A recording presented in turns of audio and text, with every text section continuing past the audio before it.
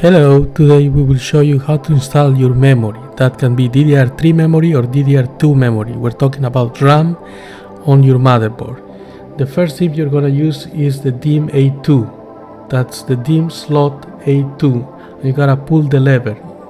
Now if you're gonna install 4 DIMMs, you gotta pull the lever in all DIMM slots, like that.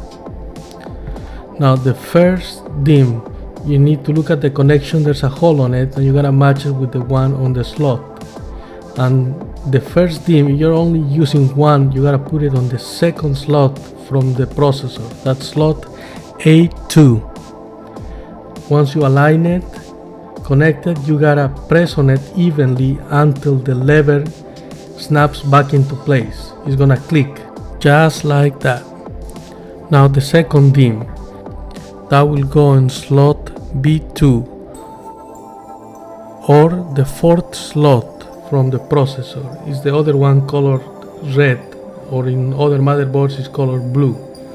So you align it again, align the connection, put the memory DIMM in there and press until the lever clicks. Now the same thing with the third and the fourth DIMM. The memory DIMMs, you have to align them and push until the lever gets pulled back into place. It clicks.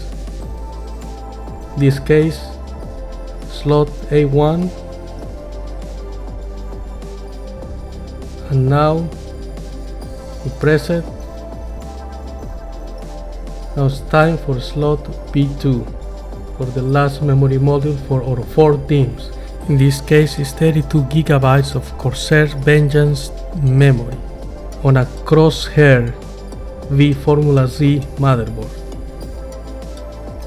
This works in both motherboards, ASUS motherboards, whether it's Intel or AMD. It's the same process, you install it the same way. Okay, so today we show you how to install up to 4 DIMMs of DDR2 or DDR3 memory on your motherboard. Peace, and I'm out.